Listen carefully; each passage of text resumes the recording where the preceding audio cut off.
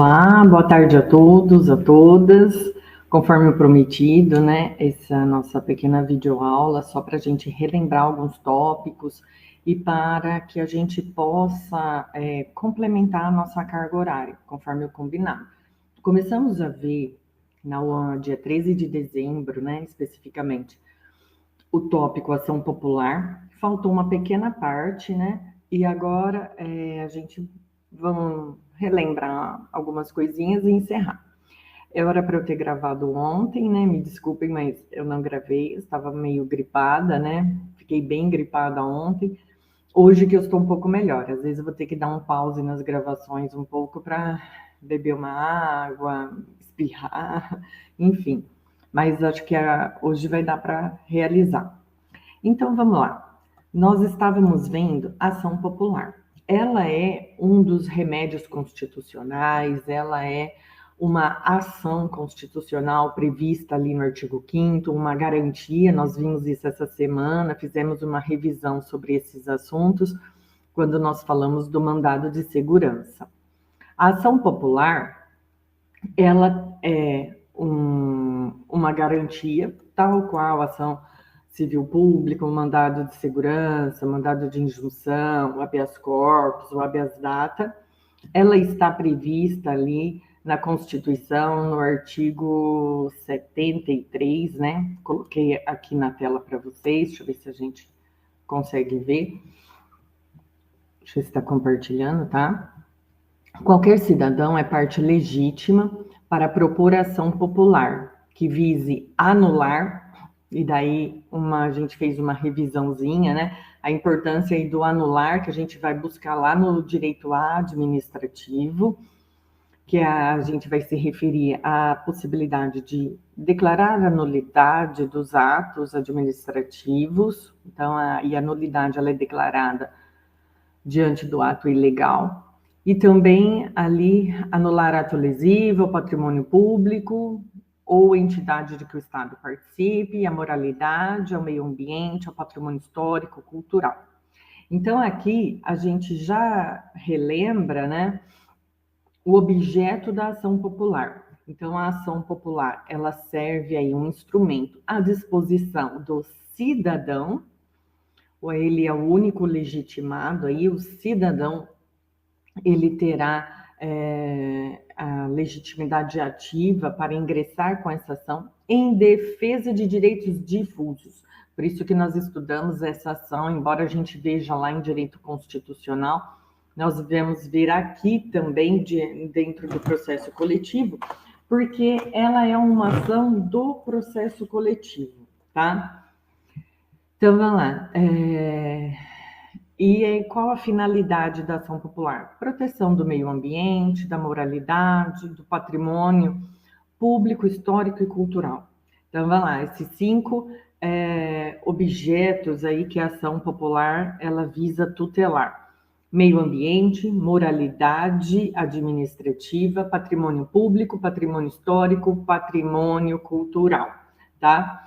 O patrimônio cultural, a gente viu, né, ele é uma espécie de meio ambiente, mas aqui a Constituição, né, houve por bem deixar expresso, para que não haja dúvidas de que dentro do conceito de meio ambiente insere-se aqui o patrimônio cultural, que estamos nos referindo aos bens imateriais, tá? Então, por isso aí o Constituinte teve esse cuidado aí, para que nenhuma interpretação pudesse afastar, né, indevidamente o patrimônio cultural do âmbito de proteção da ação popular.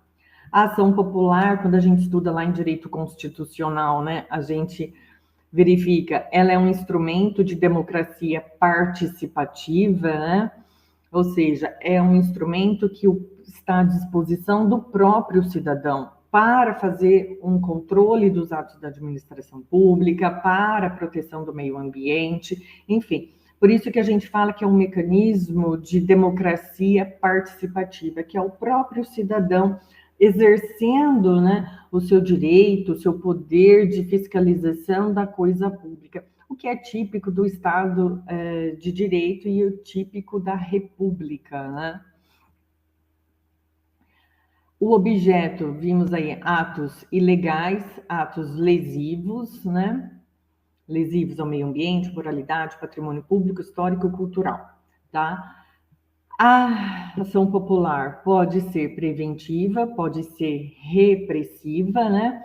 Então, vai lá, preventiva, a gente ingressa com a ação antes de que o dano ocorra. É exatamente para evitar a ocorrência do dano. E ela pode ser repressiva, diante de um caso que o dano já tenha ocorrido, tá? Então, vamos lá. Pode ser tranquilamente preventiva, repressiva, como só ia acontecer em praticamente todas as ações, né? A legitimidade ativa, né? Vimos já, ela pertence ao cidadão, então atenção, sempre quando uma questão colocar, mencionar o cidadão, antene-se, né? Preste atenção, porque a gente pode estar aí, pode ser uma carta importante, uma informação importante, para identificarmos que esta ação é a ação popular, tá? Então, por quê? Porque o único legitimado à interpolação, a manejar esta ação, é o cidadão. Não pode defensoria, não pode Ministério Público, né? Enfim, é apenas o cidadão, tá? Vimos lá no artigo 5º da Lei da Ação Civil Pública, né? A ação civil pública ela tem um rol um rol um pouco maior, né? Temos lá 5 legitimados. Aqui, na ação popular, é exclusivamente o cidadão. Então, atenção quando a questão já indica que é um cidadão, muito provavelmente estamos diante, né? Vamos estar aí diante da ação popular. Até porque o cidadão, ele não tem legitimidade para ingressar com a ação civil pública, né? A ação civil pública nós vimos, é o Ministério Público, a Defensoria Pública, administração direta, administração indireta, e as associações legalmente constituídas há mais de um ano e na defesa, né, dos seus associados, observando o requisito da pertinência temática, tá?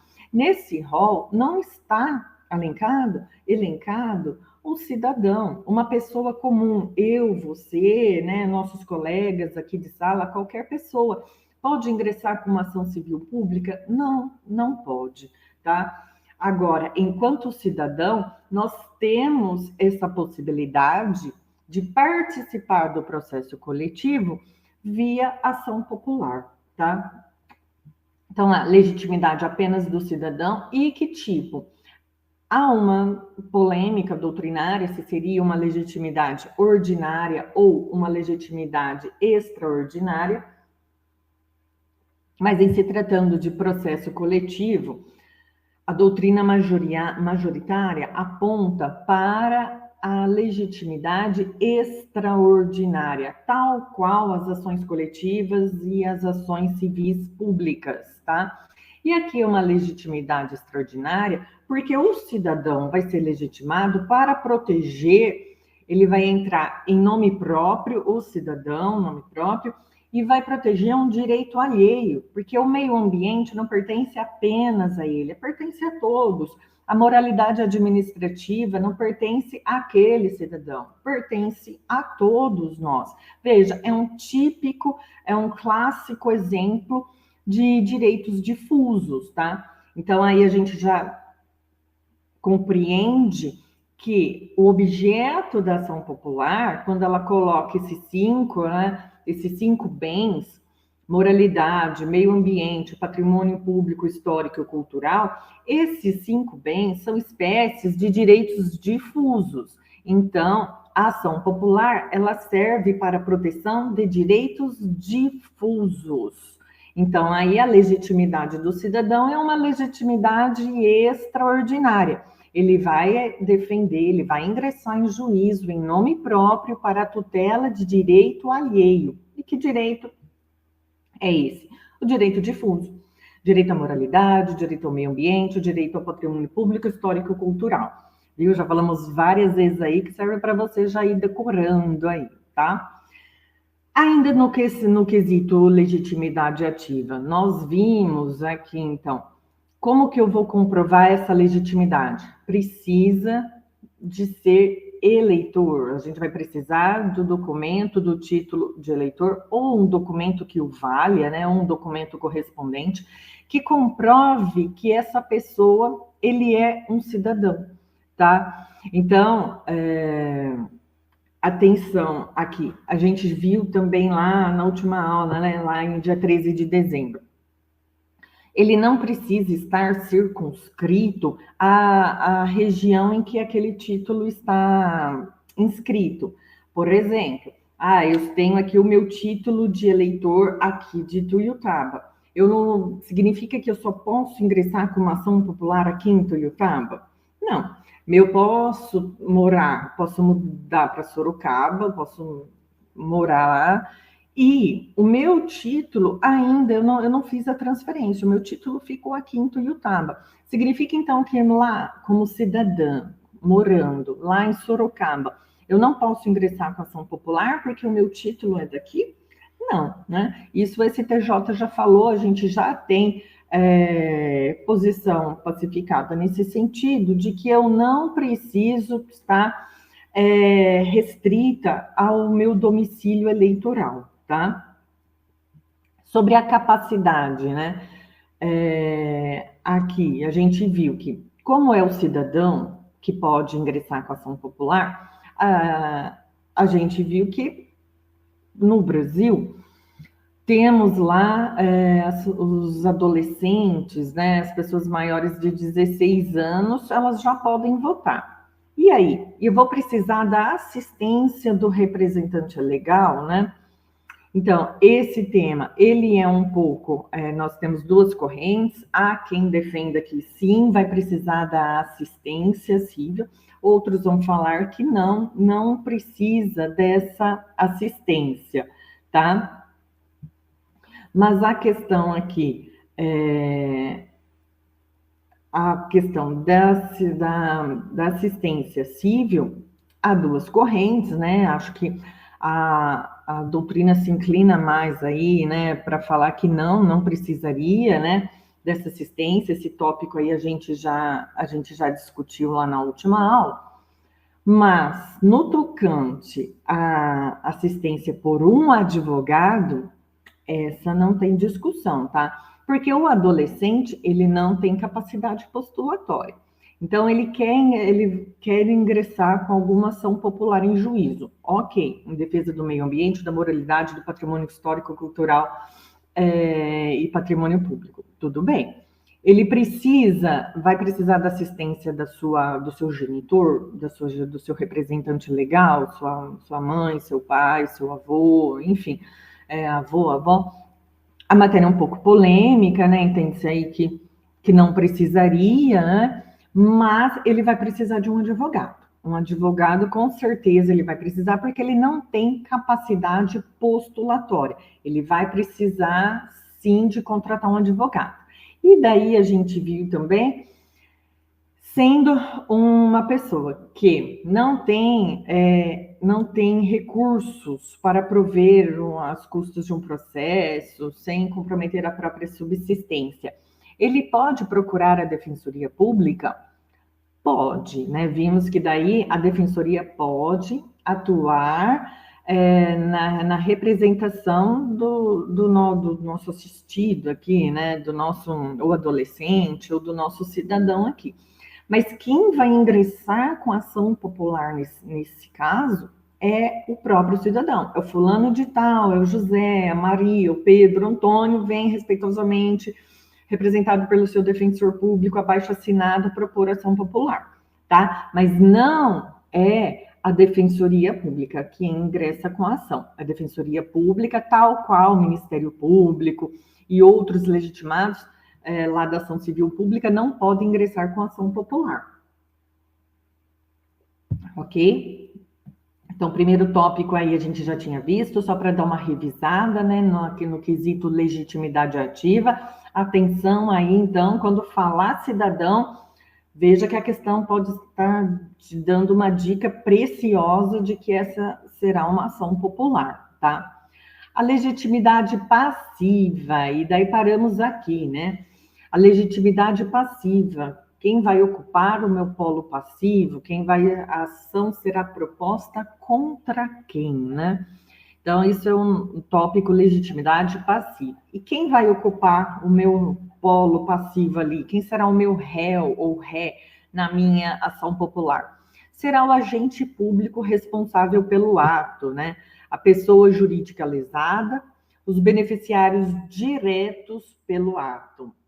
Então, a atenção ali, né? Aqui, esse é um ponto que nos chama a atenção, esse é um ponto um pouco que foge, né? No mais, o procedimento vai ser o procedimento comum, igual a todas as ações, não vai nos chamar, despertar tantas peculiaridades, tantas divergências assim, tantas especificidades, mas aqui esse ponto é um ponto específico da ação popular que nos chama atenção e a gente precisa tomar bastante cuidado.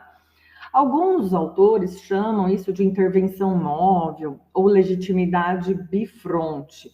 Por quê?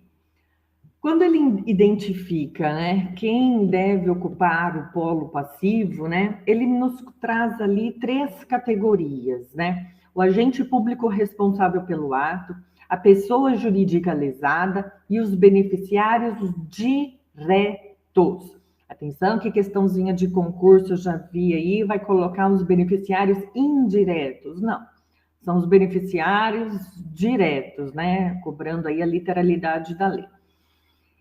Serão três pessoas, um litisconsórcio passivo, porque polo passivo, serão réus na minha ação popular. Necessário é sinônimo de obrigatório, então litisconsórcio obrigatório. Obviamente, né, exista essa pessoa, obviamente exista esse beneficiário. Por exemplo, se no caso em tela eu não tenho a existência, não tenho nenhum beneficiário direto por esse ato, eu não vou colocar, tá? Então, eu vou ficar apenas com o agente responsável ou a pessoa jurídica lesada, só, porque eu não tenho um outro beneficiário, tá? Não tenho outros beneficiários. Então, atenção aí, caso haja, é obrigatório colocar na ação popular. Não havendo, não há o que se falar em colocar, em formar um litisconsórcio com pessoas que não existem, né?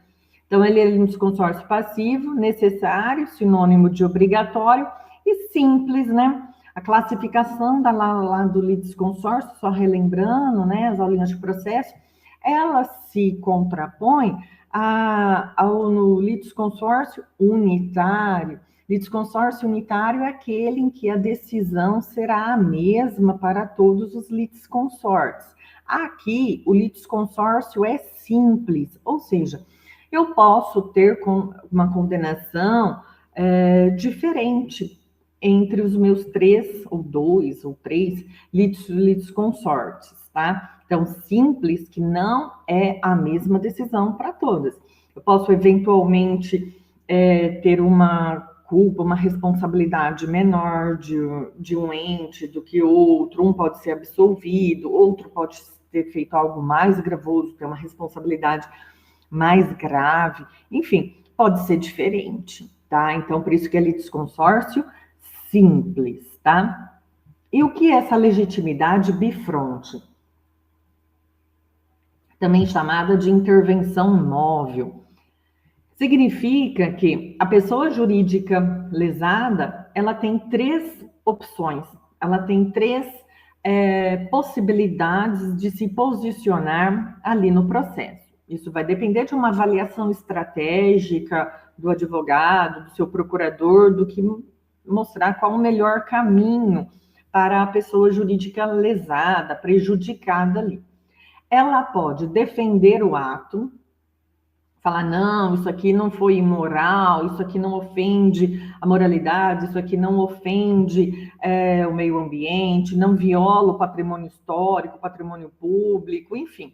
Ela pode defender o ato, ela pode ficar inerte, tanto faz, enfim, ela não vai se manifestar, ela vai integrar o processo, vai participar, acompanhar tudo, mas ela não vai apresentar uma defesa, nem para contestar, nem para concordar. Ela vai ficar inerte.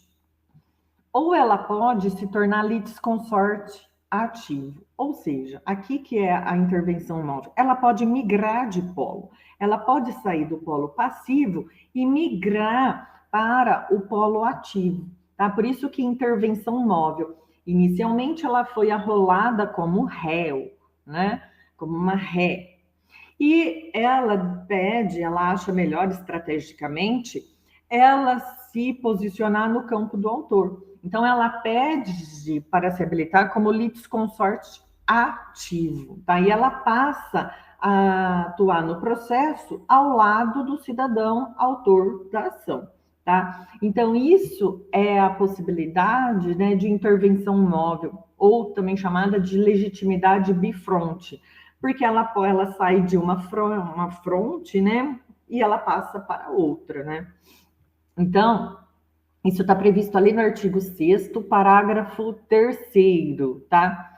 Olha lá, as pessoas jurídicas de direito público ou privado, cujo ato seja objeto de impugnação, poderá abster-se, olha lá, ficar inerte, abster-se de contestar, né? Ou poderá atuar do lado do autor. Olha lá, desde que isso afigure útil ao interesse público, a juízo do respectivo representante legal ou dirigente. Então, por isso que eu disse que lá, o advogado, o procurador autárquico, o procurador do estado, enfim, do município, ele irá precisar fazer uma análise estratégica do processo para verificar o que é melhor para o interesse público. Lembrando que a pessoa jurídica de direito público ali, ela está para defender exatamente o interesse público. E aí, ela concorda com esse ato, ela não concorda com esse ato é tão ilegal que ela mesmo tem interesse em combater esse ato, tá? Então, ali ela pode migrar para o polo ativo, tá? Então, atenção, esse é um ponto que nos chama a atenção dentro da ação popular. Esse é o grande diferencial que a gente não encontra em outras leis, a gente não estuda em outros diplomas legislativos. Então, atenção a esse aspecto da legitimidade bifronte ou intervenção móvel, né? Você inicialmente é arrolado como réu e, na sua defesa, você pede para passar para o polo ativo e conduzir a demanda ao lado do autor, porque você tem um interesse grande na resolução desse feito, e também você se contrapõe com esse ato também. Você, observando o que é melhor para o interesse público, toma essa decisão, aí uma posição estratégica de processo, né? A competência, né? Já falamos, até quando a gente falou sobre a competência lá da ação civil pública, né? A gente deu algum exemplo aqui da ação popular. Aqui a competência da ação popular, a gente não tem regra específica, não tem foro privilegiado em regra, né? Enfim, só se for aquelas hipóteses específicas de competência originária de matéria do Supremo ali, agora não por conta de uma pessoa, né? Então, não tem foro privilegiado dentro da ação popular. E a gente também não tem regra específica, tá? Então, onde vou propor ação? Diz lá o artigo 5º da Lei da Ação Popular. Conforme a origem do ato impugnado, é competente para conhecer a ação, processá-la e julgá-la o juiz que, de acordo com a organização judiciária de cada estado, o for para as causas que interessem, União, Distrito Federal, os estados e o município. Então, simplesmente observar as regras comuns, as regras ordinárias de definição de competência. Não há regras específicas aqui. A doutrina, né, processualista aqui do processo coletivo, professor Daniel Assunção, Fred Didier, Hermes Zanetti Júnior, eles colocam que a competência do processo coletivo no tocante à ação popular, ela deve ser pensada a partir da lógica do microsistema então elas devem ser propostas no local do dano, e não simplesmente observando as regras comuns de competência lá do Código de Processo Civil, lá do domicílio do autor, domicílio do local do fato, não. Observar o local do dano, tal qual acontece com as ações civis e as ações coletivas, as ações civis públicas e as ações coletivas, tá? Já o STJ, ele vem num outro sentido, né? Fala assim, não, aplica-se o CPC, aplica-se as regras comuns, tá? Como a ação ela não tem nenhuma, ela não trouxe nenhuma regra específica, devemos observar então as regras comuns de definição de competência do próprio Código de Processo Civil. Domicílio do autor, local do fato, local do bem, né? Ou Distrito Federal. Tá, mas quando a gente coloca para pensar a ação coletiva, que é a ação popular, a pensar sobre essas regras lá do processo civil, a gente teve, né, falamos lá, quando falamos competência na ação civil pública, o caso de Brumadinho, daquelas ações civis, das ações populares que foram julgadas, que foram interpostas no município de Campinas, lá no interior de São Paulo, bem longe de Brumadinho, aqui em Minas Gerais. Veja, as ações de Brumadinho estão concentradas em Belo Horizonte, capital do estado, né? E daí a gente começou alguns cidadãos ingressaram com a ação em Campinas. Enfim, como não tem regra específica, então olha o problema, né, de você tratar o processo coletivo com as regras do procedimento comum, né? E o cidadão ingressou com a sua ação popular lá em Campinas, bem longe do local de fato, do local do dano, de onde as ações estão concentradas, e qual o risco de decisões conflitantes aí? Um risco altíssimo. Nesse caso, olha só, como o STJ ele entendeu que a ação popular ela segue o CPC, deu margem a isso, né? Deu margem a ingressar com ações populares ambientais no local do domicílio do próprio autor, né? Do cidadão. E o problema que isso acarretou, né? E o que aconteceu? O STJ ele teve que fazer o distinguishing. O que é o distinguishing? Olhar e falar assim, olha, nesse caso, apontar um elemento de distinção para poder colocar uma outra regra. Falar, ó, esse caso foge à regra geral e apontar para devolvê-lo para o foro lá de Brumadinho. Então, isso que ele fez, o distinguishing. Ele falou assim, olha, a competência, né, ela é ali determinada pelo CPC, mas nesse caso, por se tratar de matéria ambiental, e a matéria ambiental, ela já tem uma competência específica, que é o local do dano, lembramos lá? Dano local, competência, local do dano. Dano regional, pega mais de 3, 4 comarcas ali, ele vai ser o local do dano ali na prevenção, né? O capital do estado ou capital Brasília, capital do Brasil, né? E dano nacional, difícil, né? Essa ocorrência, mas a mesma coisa, tá? Então ali a própria regras específicas do Código de Defesa do Consumidor ali.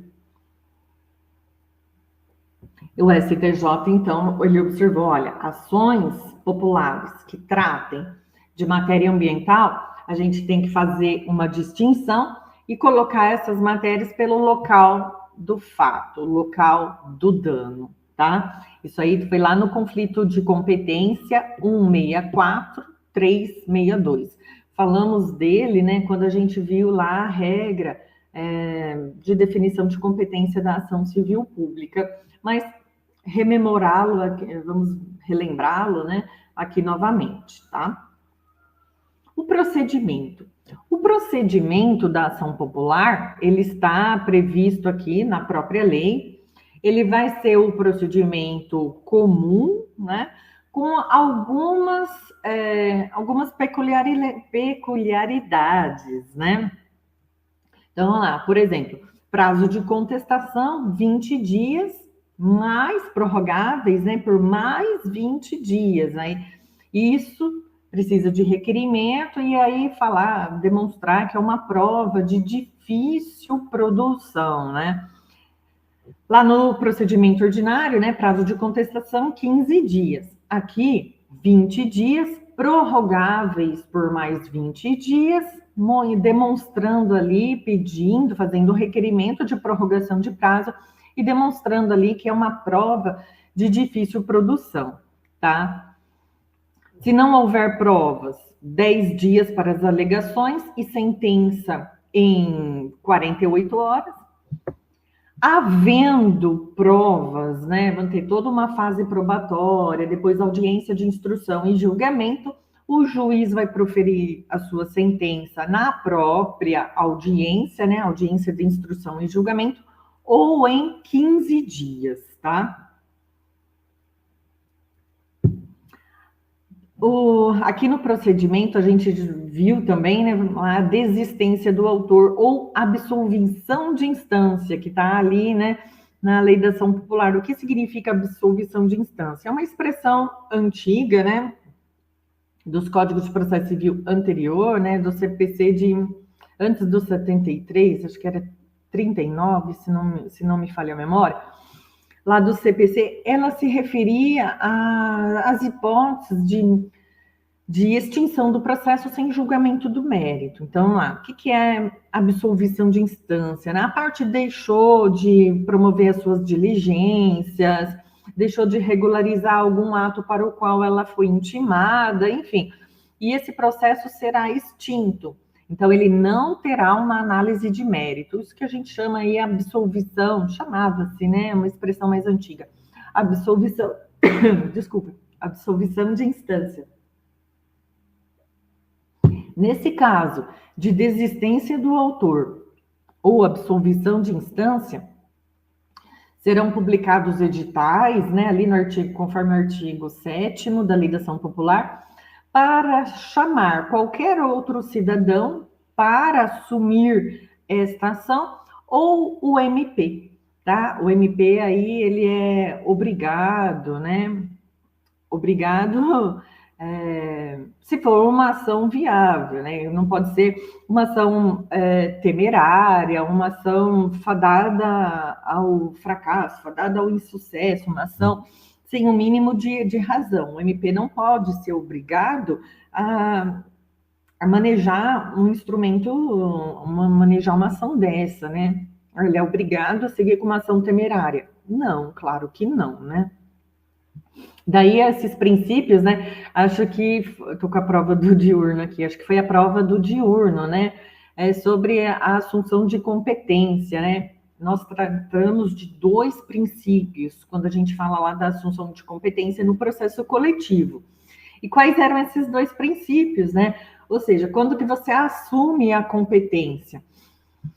É o próprio princípio da disponibilidade motivada, ou seja, você não pode desistir da ação coletiva, né? Só se você tiver um justo motivo para isso. Não havendo um justo motivo para isso, qualquer outro legitimado pode ser chamado a assumir essa ação, né? Ou o Ministério Público. E também ocorre, né, essa assunção de competência na fase executória, que é o princípio da obrigatoriedade da execução, tá? Eram esses 2 princípios aí a nossa questãozinha de prova do diurno, tá? Mas vamos lá. Então, na ação popular não pode ter a desistência da ação. Se o autor desistir, vai ser publicar editais no termos do artigo 7º ali da Lei da Ação Popular, para chamar outro cidadão ou o MP, tá? Em caso aí de lide temerária, né? Lide temerária, ele vai ter ser obrigado aí o pagamento ao décuplo das custas, pagar aumentado aí por 10 vezes, né? Veja, há uma isenção de custas para facilitar, né, para promover o acesso à justiça, para que o cidadão não seja intimidado, não seja desestimulado a ingressar com a ação popular. Então, o legislador, o nosso constituinte, ele veio e coloca a isenção de custos. Mas, se for uma lide temerária, não, daí a situação muda de figura, né? Uma ação popular sem motivo, uma ação popular infundada, uma ação popular para perseguir, fazer uma oposição política, pura e simplesmente, sem um fundamento verídico, sem um fundamento verdadeiro, enfim, você está desvirtuando, né, usando uma ação judicial para outros fins, né, outros fins de assédio, enfim, de perseguição, daí não, daí estamos falando de lides temerárias, e daí isso o ordenamento não aceita, não tolera, e isso tem uma punição, por isso que você vai pagar as custas aumentada em 10 vezes, né? O décuplo das custas, tá? Falta de execução, né? Também chama-se, né, vai para o Ministério Público, o princípio da obrigatoriedade da execução. Veja, você não pode desistir nem lá da ação de conhecimento, nem da ação de execução, né, na ação de fase executiva aí. Caso haja a desistência, né, será publicado para qualquer outro cidadão assumir ou o MP assumir, tá? Então, olha a importância do MP dentro da ação popular. O MP não vai ingressar, ele não tem legitimidade para ingressar com a ação, mas ele vai participar da ação. Ele será intimado para acompanhar e ele vai acompanhar essa ação como fiscal, como custos legis, falava-se antigamente, né? Antigamente, antes de 2015, com o novo CPC, fiscal da ordem jurídica, tá? Ali no artigo 6º, parágrafo 4º, o MP vai ser citado, ele vai acompanhar, ele pode se manifestar como fiscal da ordem jurídica, ele vai se manifestar depois das partes, ele pode recorrer tranquilamente, né, de qualquer decisão interlocutória ou mesmo da sentença final, o MP tem legitimidade para recorrer, tá? O artigo 6º, parágrafo 4º, ali é vedado em qualquer hipótese o MP assumir a defesa do ato impugnado. Nossa, por que isso, Vanessa? Né? Porque a nossa lei é de 1965, né? Bem anterior à Constituição. E lá em 65, o MP fazia a defesa das autarquias, o MP fazia a defesa do Estado, né? Só depois, com a Constituição de 88, o MP foi apartado dessas funções e assumiu um viés próprio, um cabedal próprio, regras próprias, tá? Então, pensa lá, em 1960, isso era possível o Ministério Público. Mas veja, o Ministério Público podia defender a administração pública, as autarquias, enfim. Então, ele poderia ser chamado para defender o ato impugnado. Só que daí ele falou assim, não, a defesa da ação popular é a defesa da moralidade administrativa. Se eu estou alegando que um determinado ato administrativo é um ato que fere a moral, é um ato que pode estar aí maculado de improbidade, de imoralidade, o Ministério Público não pode defender esse ato. Tá? Então, mesmo lá no contexto de 1960, quando o Ministério Público poderia defender as autarquias, a administração, mas ele não poderia defender os atos, né, aí com a pecha de ilegais, tá? De ilegais, lesivos ao meio ambiente, à moralidade, ao patrimônio público, histórico e cultural, tá? A coisa julgada. Aqui, né, esse ponto sempre nos interessa, aqui no processo coletivo, porque o processo coletivo tem regras próprias, diferente das regras sobre a disposição da coisa julgada no processo individual. Então, vamos lá. No processo coletivo, nós temos, né, a coisa julgada irá fazer efeito erga omnes, segundo evento probationis, ela pode ser ultra partes, também segundo um evento probationis, ou assim, se tratando de direito individual homogêneo, ela vai fazer coisa julgada erga omnes também, mas só para beneficiar. Ela somente beneficia. Se for uma coisa julgada em que há uma perda, né, o ente coletivo perdeu no mérito, o ente coletivo não vai poder repropor a ação, e o indivíduo, sim. Então, não há nenhum prejuízo, né? Falamos várias vezes isso, né? Não há, isso pode nos causar um pouco de estranheza, só que não há nenhum prejuízo para o indivíduo, porque o indivíduo, a todo momento, ele poderá ingressar com a sua ação individual para questionar o seu eventual prejuízo aí, tá? Então, vamos lá. A coisa julgada aqui na ação popular, conforme o artigo 18 ali. A sentença terá eficácia de coisa julgada oponível erga omnes, exceto no caso de haver sido ação improcedente por deficiência de prova. Estamos falando de que tipo de regime da coisa julgada? Estamos falando do regime secundum eventum probationis, ou seja, a ação foi julgada improcedente. Daí eu passo a analisar por quê. Qual foi o fundamento? Ela foi improcedente no mérito mesmo, o juiz analisou o mérito e convenceu-se de que não havia razão, e ele deu uma ação improcedente, analisando o mérito. Nesse caso, ela irá fazer coisa julgada.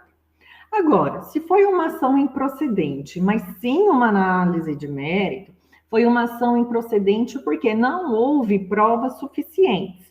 Nesse caso, eu poderei repropor a ação. Um outro ente coletivo, até o mesmo, né, havendo a obtenção de novas provas, né, ele vai poder repropor a ação, tá? Então, atenção aí, a coisa julgada secundum eventum probationis. E aqui na ação popular, por se tratar de uma ação que busca tutelar, defender, proteger os direitos difusos, aqui a nossa coisa julgada será erga omnes, seguindo a regra geral que a gente estudou lá no processo coletivo.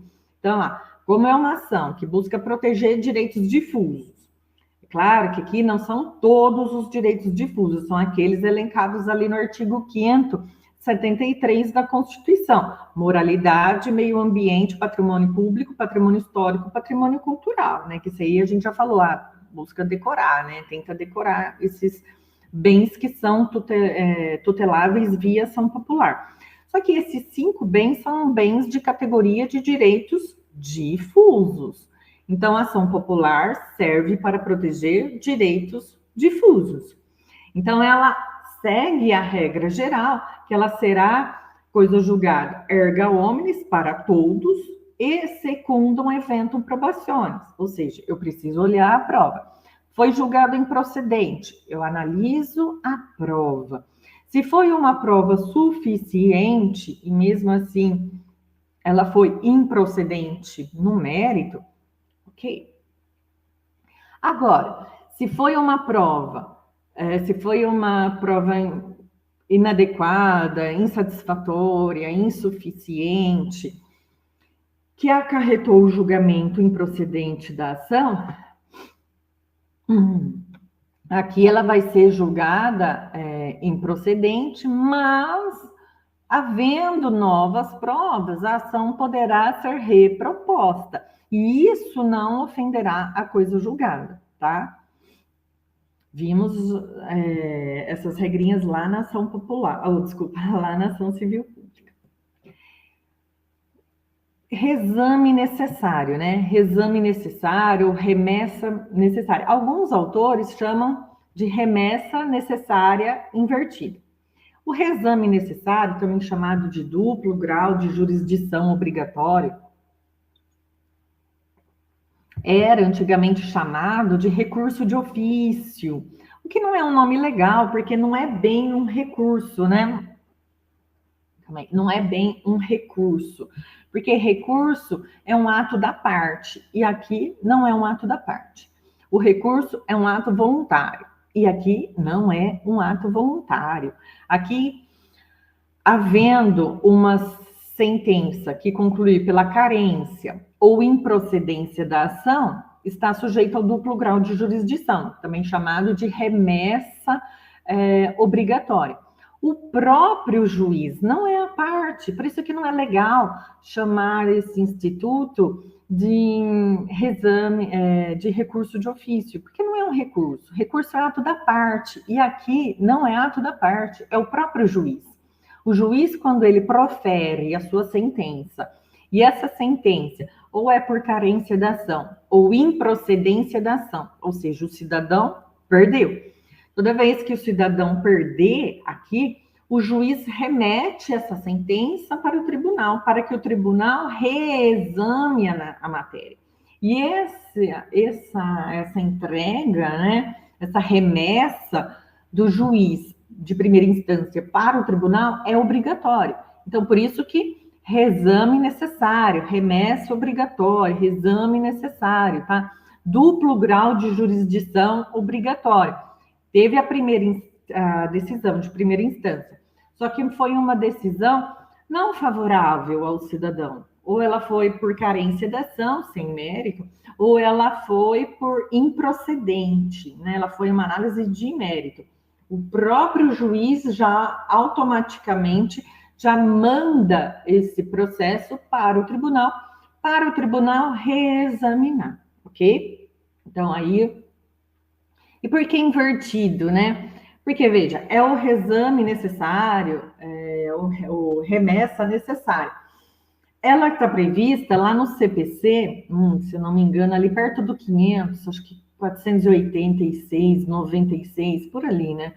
Ela está prevista lá no próprio Código de Processo Civil. E o reexame necessário, ele ocorre nas hipóteses em que a fazenda perde.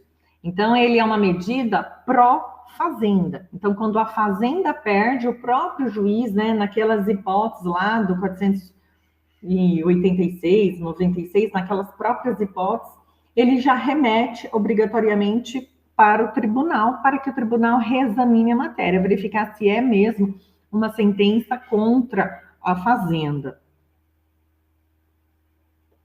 E aqui, por isso que fala invertido, que a gente não está mais olhando como critério uma sentença pró ou contra a fazenda. Aqui é pró ou contra, né? Contra o cidadão.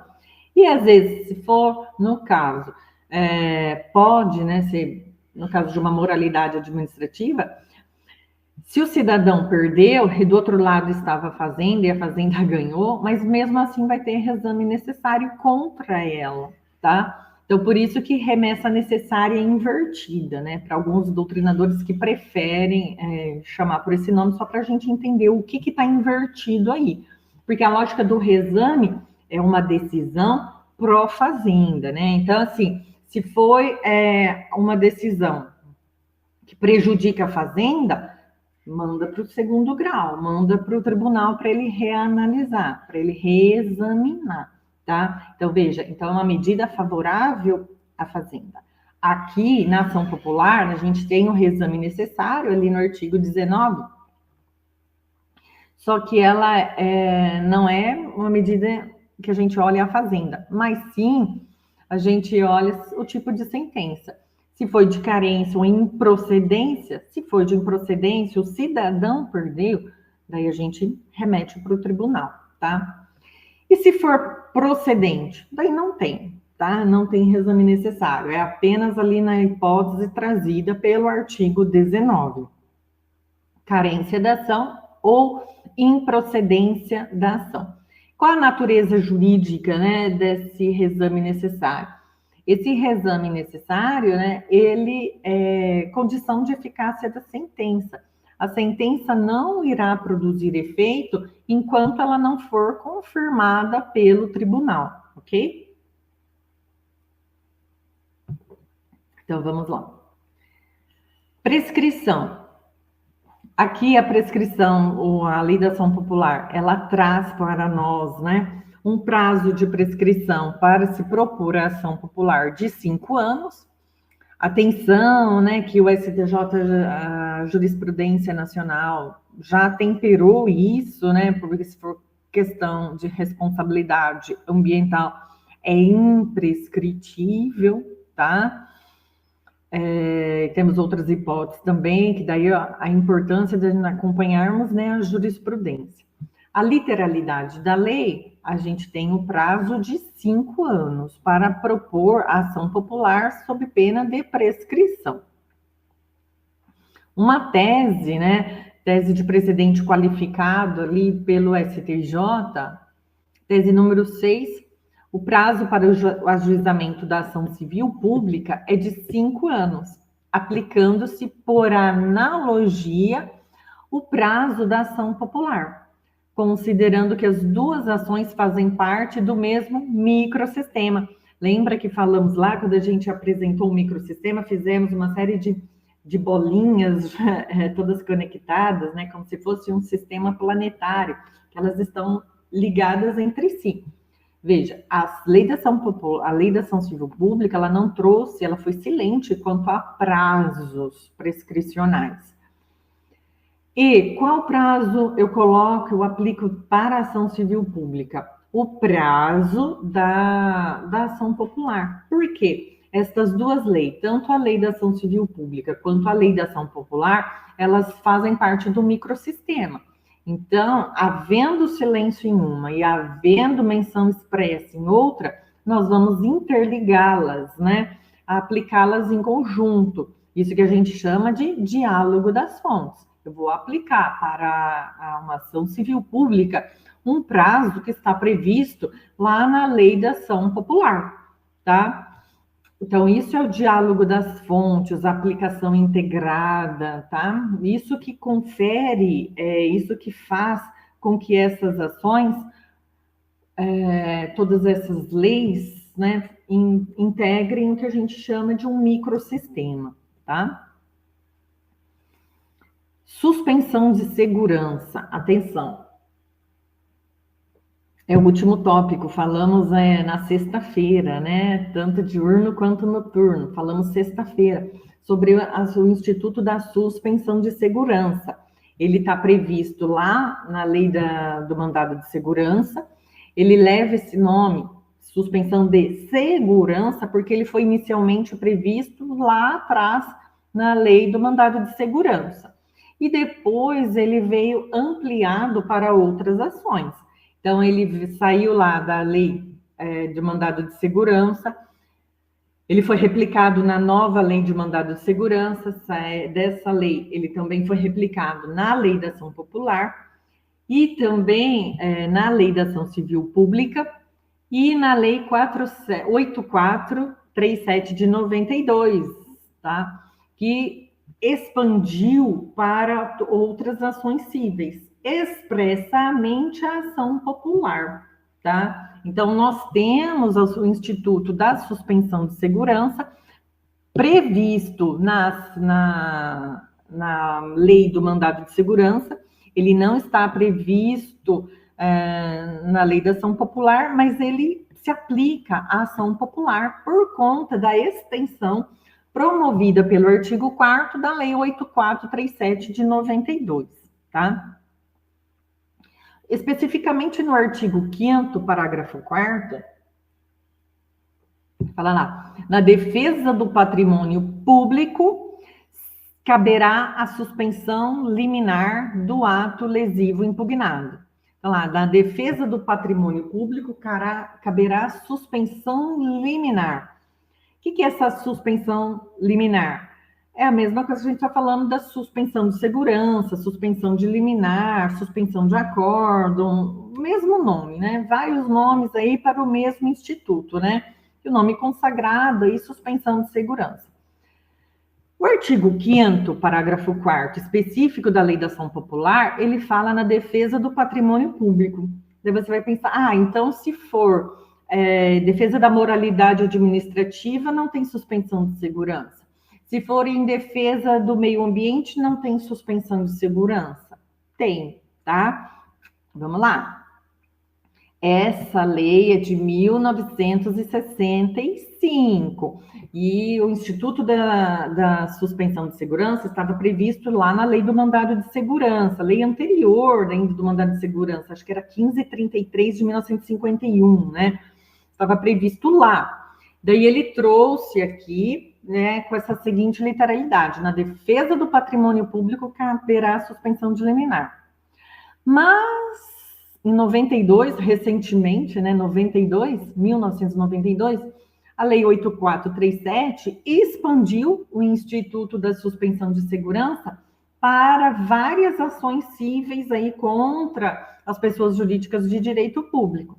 Então, há essa prerrogativa para o Ministério Público e para as pessoas jurídicas de direito público requerer a suspensão da liminar eventualmente conferida, tá? Aqui no âmbito da ação popular, tá? Por conta da extensão promovida pela Lei 8437 de 92, tá? Aqui, né, uma posição, né, um ensinamento aqui, posição doutrinária, professor Kleber Masson, professor Landolfo, não é o Lindolfo, né, nosso coleguinha, Landolfo agora, professor Landolfo Andrade, ele coloca que, embora essa lei tenha falado só referido ao patrimônio público, isso vale para todas as hipóteses, todos os bens jurídicos tuteláveis via ação popular. Moralidade administrativa, meio ambiente, patrimônio público, histórico e cultural, tá bom? Posição aí, ensinamento aí do professor Landolfo Andrade, lá do aquele livro de interesses difusos e coletivos, tá? Fui ver se o meu livro estava perto, senão se estivesse mais perto eu ia pegar aqui para mostrar, tá? Mas está longe. Vamos lá. E por fim, eu coloquei 2 julgados aí, peguem o número, né? Interessante esses julgados aqui, por quê? Eles já foram cobrados em provas e concursos, tá?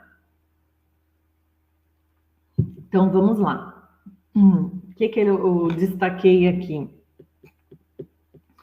É inviável análise de constitucionalidade, legalidade da legislação apontada, pois não se admite utilização de ação popular como sucedâneo de ação direta de inconstitucionalidade.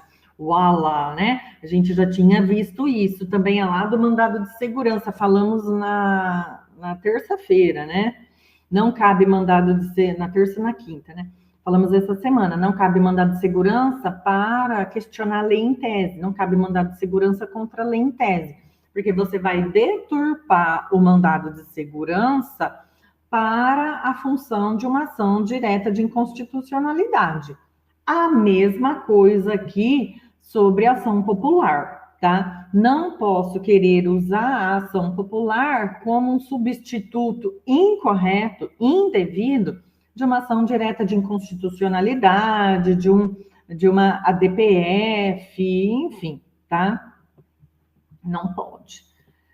E a ação popular deve ser utilizada na defesa de interesses e direitos difusos, né? Quais são os difusos? Transindividuais, de natureza individual, titulares, pessoas indeterminadas e ligadas por circunstâncias de fato, características essas que nós já decoramos, né, quando estudamos os direitos coletivos em espécie, previsto lá no artigo 81 do Código de Defesa do Consumidor, tá?